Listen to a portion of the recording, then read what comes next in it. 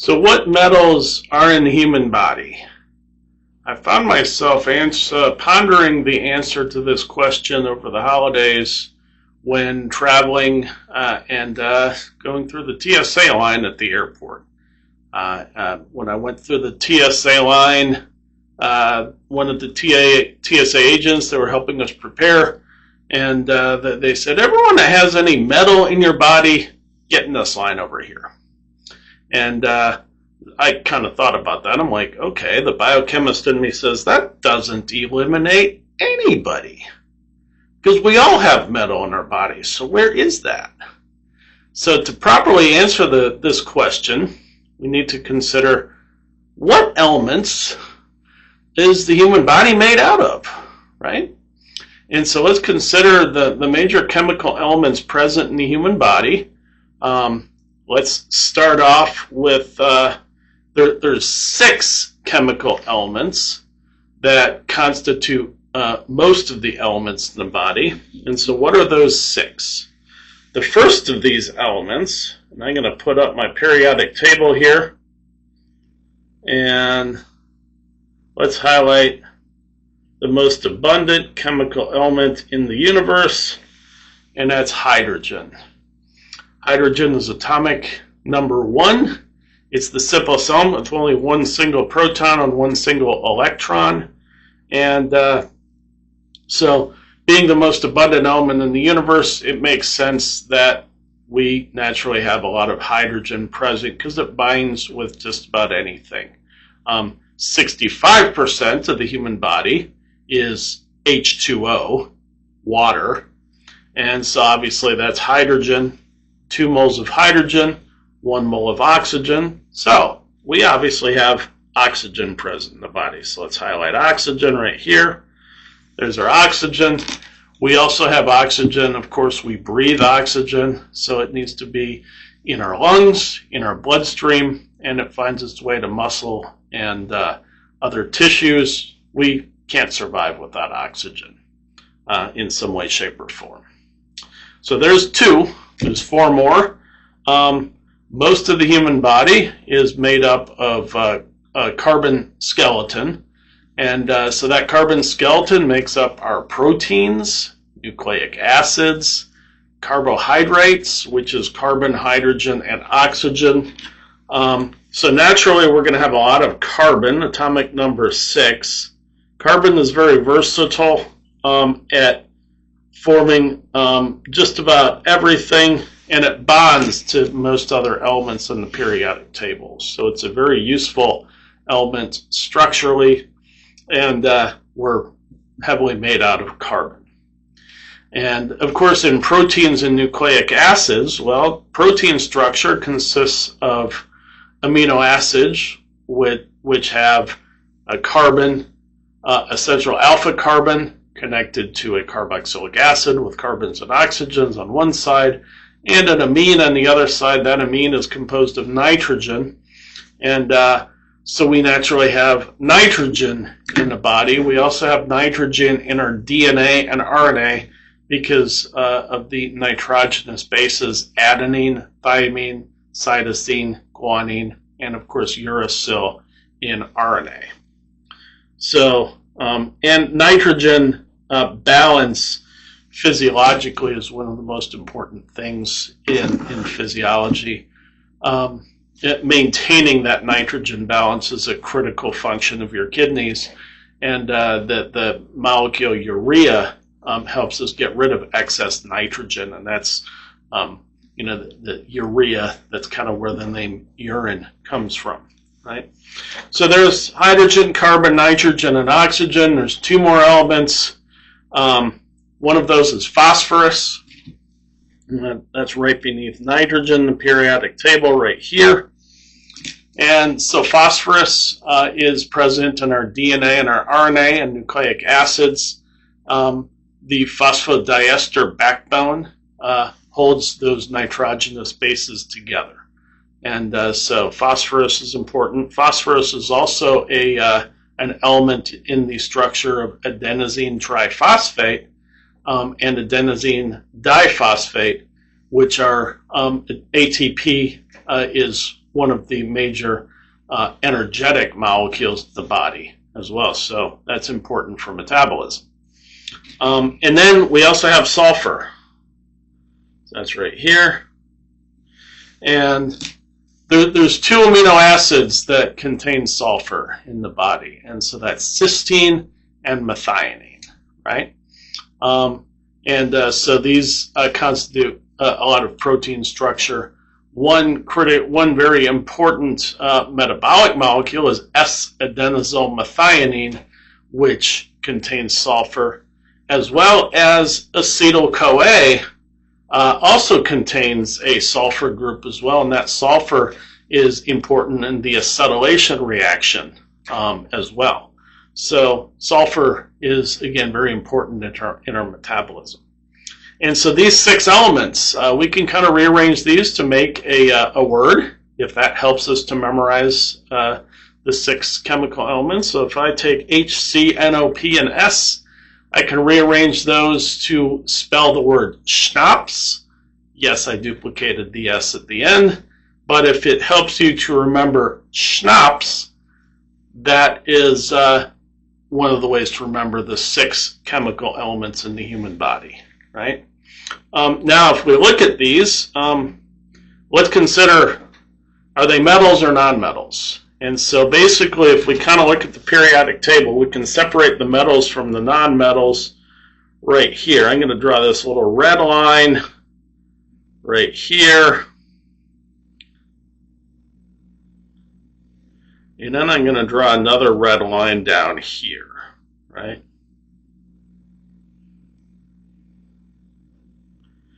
And you'll notice there's a little bit of a gray area. So everything to the right of that red line, starting with carbon, phosphorus, and selenium, iodine, those are all the nonmetals, right?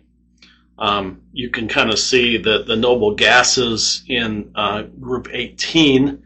Those are in blue, and so they generally are unreactive for the most part. And then with the elements in the green and the yellow, carbon, nitrogen, oxygen, phosphorus, etc., those are generally your nonmetals. So most of these schnapps elements that constitute most of the elements in the human body are nonmetals. Hydrogen being the exception, that's in group 1, and that column, group 1, is also called the alkali metals.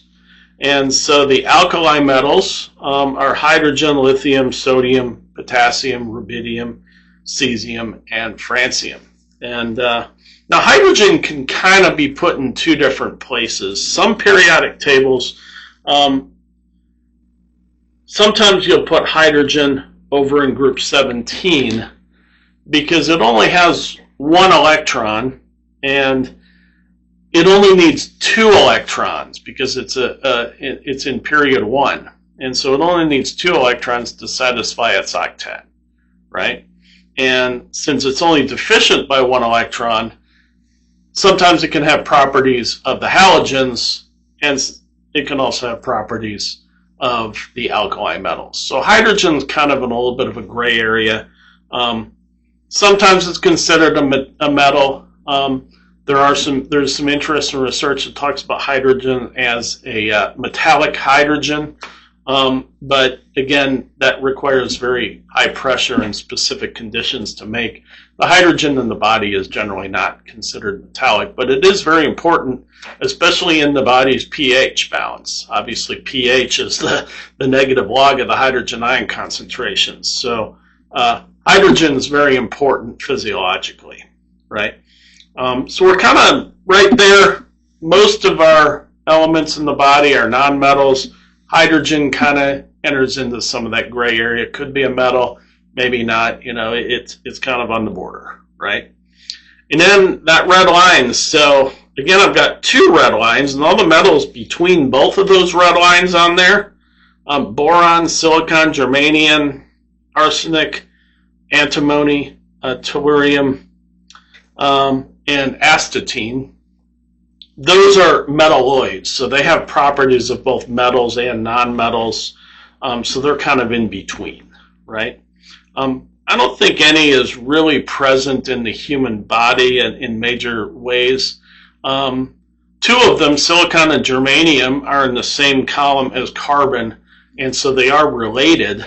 But I don't think that they're not really a major component of physiology as much as the others. Then everything to the left of that line, so starting with aluminum and gallium and tin, these are all clearly metals down there, right? Zinc, cadmium, mercury. Mercury is a liquid metal, right? Now, we could have mercury in the body. We don't really want it there, but if we're exposed to mercury, and there are some organisms that actually absorb mercury in the environment, so, that could start to get into some physiological purpose, right? Copper is another really important metal as well, physiologically, and that actually helps us absorb iron, right? So let's look at some of these metals that are important, and we've got the transition metals, which are all the transition metals are basically group 3 all the way over to group 12. We're going to put those there. And then group 1 and 2. Group 2 is the alkaline earth metals. And group 1, we've already talked about that being the alkali metals, right? So let's talk about where these metals are found physiologically in the human body. Let's start with calcium. And so where's calcium on here? Calcium is atomic number 20. And calcium is present in our bone and our teeth structure. So, if you look at calcium, if the airplane that you're boarding burns up in a big fireball and crashes to the sky, they're probably going to have to identify you from your dental records, which is mostly your calcified remains. And so that's going to be what's left out of everything after the plane goes down in a burning fireball. So calcium's an important part of that bone and that bone structure, as well as your teeth structure. It's also critically important for muscle contraction. And so when calcium is released from the sarcoplasmic reticulum, that enables actin to make contact with the myosin heads, enabling the muscles to contract. And then when the calcium goes back to the sarcoplasmic reticulum, then your muscle relaxes, right? Calcium also plays a role in nerve signaling and nerve impulses, as well as in blood clotting, right? So calcium's very important. A lot of people don't think about calcium as being metallic, but it is an alkaline earth metal. The other metal that's very important is going to be iron, Fe. That's atomic number 26. Oops. Let's go ahead and highlight iron on here. So there's iron. And so iron, I've actually got a couple of videos posted in my YouTube channel about hemoglobin, myoglobin, as well as cytochrome C. And so hemoglobin and myoglobin are found in blood and muscle, with the heme group that has an iron atom at the center. And cytochrome C is involved in the electron transport chain and oxidative phosphorylation. So that's very important for energy. And so if you're iron deficient, you could have anemia and you would have a lower energy level. That's why it's very important to consume foods that are rich in iron to make sure you have enough iron for your blood supply as well as your mitochondria, right? Now, if we kind of look at this, we can eat iron-fortified cereal. Here's some Special K. And if we kind of look at the ingredient list on this special K, you'll actually see that we actually have iron in the ingredient list. It's actually 10 milligrams of iron per serving in this cereal. So let's, and we also know that iron is magnetic, right? Right here is some neodymium magnets. And so let's see, will these neodymium magnets attract cereal? So we can take some flakes of cereal and put it on some water. And I'm just going to kind of balance the flakes. Just going to take a flake and I'm just going to float it on the surface of the water, right? And so let's just take this, and so now there we have our flakes of water floating on the surface. And then I take my magnet and I can actually attract my magnet. The magnet is actually attracted to the flakes of cereal, right? Now these kind of need to be in the middle because they'll also stick to the walls of the glass as well. So, but we can use the magnet to attract the cereal. There we go. See, it's now attracted. And so there's enough iron in this cereal that we can, move this around on the surface. So that's kind of a neat little experiment. So that's our cereal. Now what else can we do? Well, there's other foods naturally that have iron in it. And here I have a plate of some cut up green pepper, right? So this is just green pepper. And believe it or not, there's actually iron in that green pepper. And we all know also we don't want to put metal in the microwave, right? Well, guess what we're going to do? We're going to put metal in the microwave. I'm going to put a green pepper in the microwave. You don't think about that, right? Putting a green pepper in the microwave, it's just food, right? Well, there's enough iron in this green pepper, and what happens when you put when you put like a fork or a knife into the microwave? Well, it's going to create an electronic arc and get an arc of plasma, and you'll see sparks. And enough of that. Obviously, if you have an instrument like a knife or a fork, that could be a fire hazard, right? Also, there's enough iron. We're not going to create a major fire hazard, but there is enough to create an electric arc. So let's go ahead and put this plate of green peppers into my microwave, and let's see what happens. All right, so here is my plate of green peppers over here. Here's my microwave, and we're going to go ahead and put this into the microwave. Before we begin, I should say, if there's kids watching, don't try this at home. I'm what we call a professional, or at least they tell me I am, and we don't want you to damage your parents' microwave. So I'm going to put these right in the microwave. And this is just a standard 900 watt microwave, nothing fancy about it. This is what you get, in Costco or wherever you get microwaves. Let's go ahead and just start it, and let's see what happens. I already heard a little bit of a spark, if you heard that.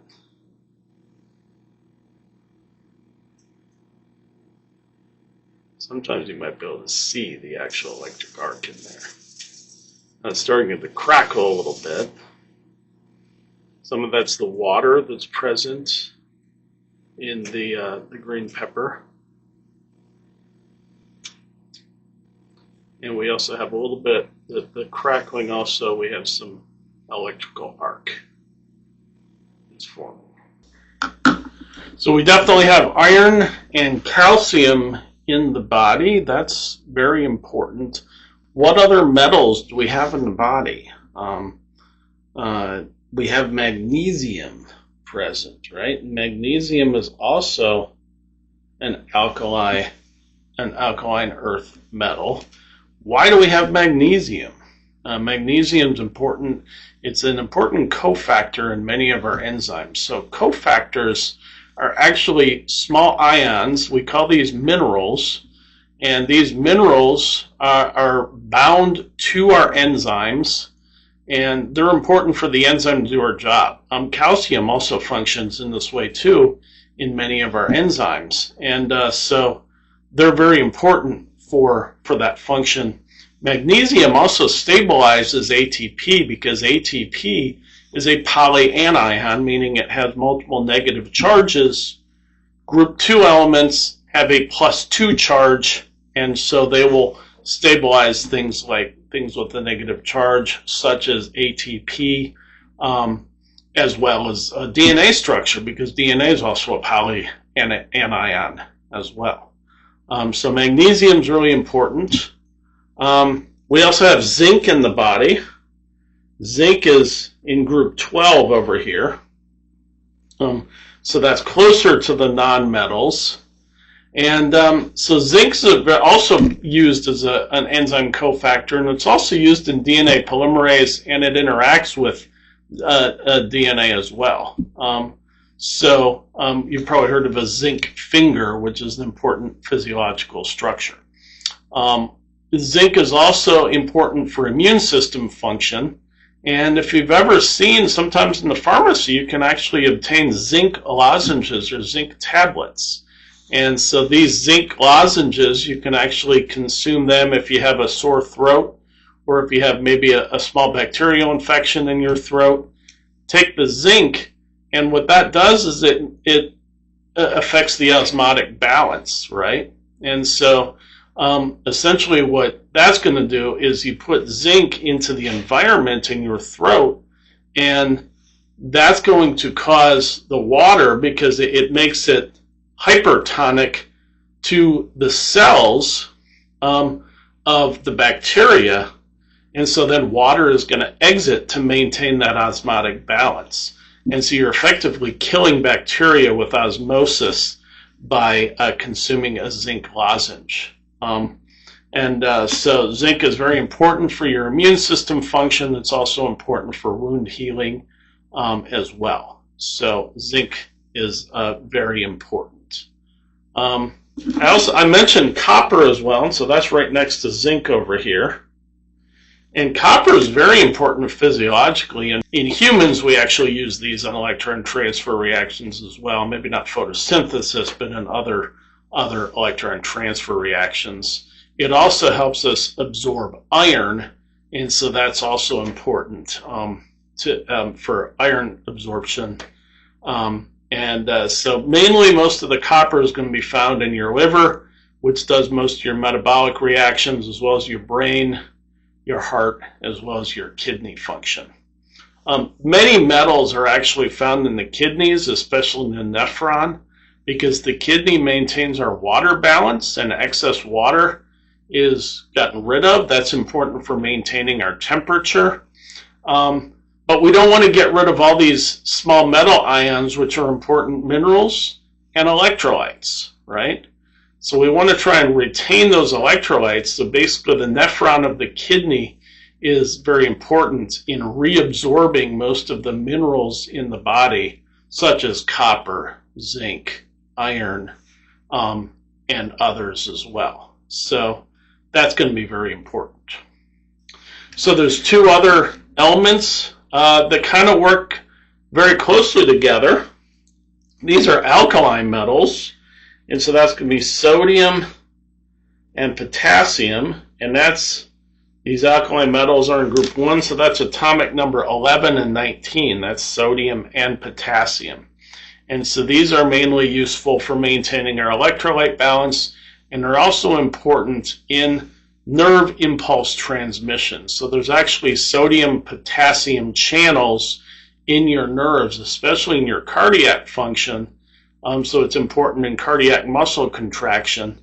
And so these are very important in maintaining nerve impulses. And so the sodium-potassium channels involve an antiport of sodium potassium. So sodium is being transported one direction, potassium being transported in the other direction, and they work very closely together, right? So both of these are alkali metals in the body, right? We also have manganese. Manganese is right there next to iron. So there's manganese, atomic number 25. And so this is also, like many of the other mineral ions, this is also used as a cofactor for our enzymes. One of these is called superoxide dismutase. And so this is an important enzyme in the body. Manganese is also very useful for bone formation, and it's important in most of our metabolism as well. One metal we don't really think of being used in the body is chromium. That's right here. That's a transition metal, atomic number 24. And so chromium actually enhances the activity of insulin in the body. Insulin is the primary protein that responds to high blood sugar, and as such, insulin is very important in maintaining that balance of blood sugar. When blood sugar rises immediately after meal times, insulin is released from the beta cells of Langerhans in the pancreas. That tells the liver to take up glucose to lower your blood sugar again. If that's not happening, that probably means either A, you don't have any insulin in type 1 diabetes, or B, you have insulin, but your cells are not responding to it, the hallmark of type 2 diabetes, right? And so chromium is very important in this glucose metabolism, right? So this is found in the liver as well as the spleen and your bones. We also have some selenium present. Now selenium is a non-metal over here, so it's kind of very close to the metalloids, but this is used in antioxidants, and this is important for thyroid hormone metabolism. So selenium is pretty useful. Again, the lower you go in the periodic table, you're getting more metallic properties. While this is technically a non-metal, it's got more metallic properties, and also because it's commonly found in ions in the body, this is classified as a mineral, which is where we typically put metals. So really selenium is a non-metal, but it's basically a mineral that is an essential mineral in the body. We also have molybdenum. Where is molybdenum on here? This is atomic number 42. Almost had dyslexia there, right? So molybdenum, MO, this is a cofactor for enzymes involved in sulfur metabolism. So again, we've got a lot of sulfur in the body. We've got cysteine, we've got methionine, and so enzymes such as xanthine oxidase are very important in sulfur metabolism. And so again, in the liver and in the kidneys, we're going to have molybdenum present. And we also have cobalt. Where's cobalt on here? Cobalt is right next to iron. So that's atomic number 27. Now cobalt, this is actually an important component of the vitamin cobalamin, which is also known as vitamin B12. And so this is really important for red blood cell production. And so that cobalt is actually complexed at the center of a heme group in vitamin B12. And so this is mainly stored in the liver in that part there. So that's very important. And so most of these metals are very critical for maintaining homeostasis and metabolic functions as well as overall health. If we have deficiencies or excesses, this can lead to significant health issues. I talked about anemia, which is iron deficiency. You can also have hypercalcemia, which is excess calcium. That's if you have too much calcium in a body.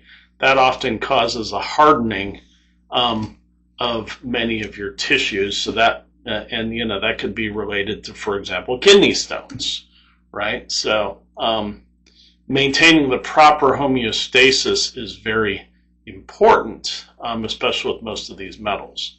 One thing you'll see with most of the metals, they are minerals, and we call them essential nutrients. And as such, a nutrient is certain chemicals that have a physiological function that are necessary for proper metabolism. And if it's an essential nutrient, that means that the body cannot manufacture or synthesize that chemical, so you have to consume that in your diet, right? So minerals are considered an essential nutrient, obviously, because these are small metal ions. There's no real way to have a protein synthesize them through a metabolic pathway. So you have to consume them in the diet, right? And you'll also see that many of these minerals, the liver is probably the single most important organ in the body that does a lot of the metabolism.